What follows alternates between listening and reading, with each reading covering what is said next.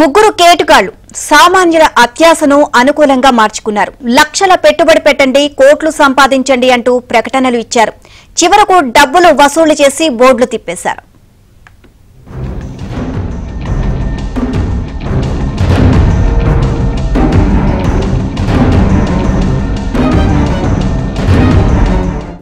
నిడుమోలు కిరణ్, ముచ్చెర్ల శ్రీనివాసరావు, తాడేపల్లి శ్రీ వెంకట ఆదిత్య.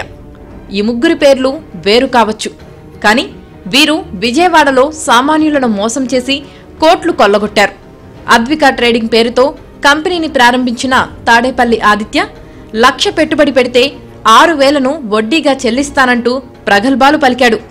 స్నేహితులు, సన్నిహితులను రంగంలోకి దింపి ఇచ్చిన మాట ప్రకారం కొన్ని నెలల పాటు 6,000 వడ్డీని చెల్లించాడు.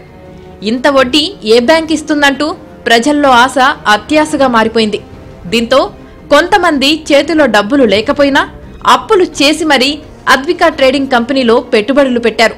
చివరకు అద్విక కంపెనీ బోర్డు తిప్పేయడంతో 1,200 మంది బాధితులు రోడ్డుపైకి వచ్చారు. కేసు నమోదు చేసి పోలీసులు విచారణ చేశారు. 384 కోట్ల లావాదేవీలు నిర్వహించగా 300 కోట్లను కమిషన్ల రూపంలో చెల్లించాడు. అయితే మిగిలిన 84 కోట్లు ఆదిత్య ఎక్కడ దాచాడన్న విషయం మాత్రం పోలీసులకు తెలియడం లేదు.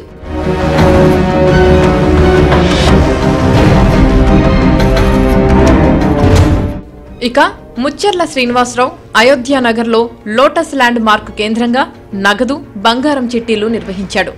చిట్టీలుగా సభ్యులు చెల్లించిన డబ్బులను సొంత అవసరాలకు ఉపయోగించుకోవడంతో పాటు కుమార్తె వివాహం ₹1 కోటి ఖర్చు పెట్టి చేశారు.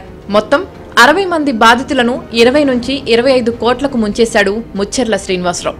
చిట్టీలు పాడుకున్న వారి నుంచి ఆ మొత్తాన్ని వెనక్కి తీసుకుని అధిక వడ్డీలు ఇస్తానని చెప్పడమే కాకుండా జనానికి బంగారం చిట్టీలను రుచి చూపించాడు.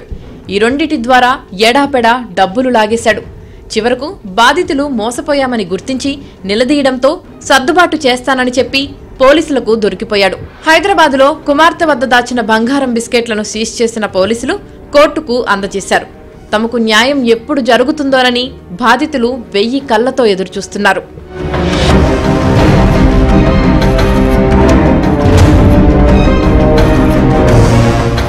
విజయవాడ సత్యనారాయణపురంలో యూపిక్స్ సినీ యానిమేషన్ పేరుతో సంస్థను ప్రారంభించిన నిడుమోలు కిరణ్ ఖాతాదారులందరికీ సినిమా చూపించాడు.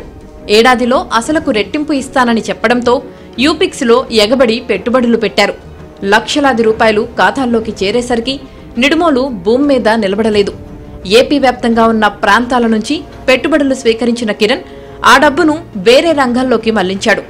అటు పల్నాడు, ఇటు విజయవాడలో బోర్డు తిప్పేసి బాధితులకు షాక్ ఇచ్చాడు. ఇలా వివిధ రూపాల్లో ప్రజలను ఆకట్టుకునే ప్రకటనలు ఇచ్చి అందిన కాడికి దోచుకొని కేటుగాళ్లు అడ్రస్ లేకుండా పోతున్నారు.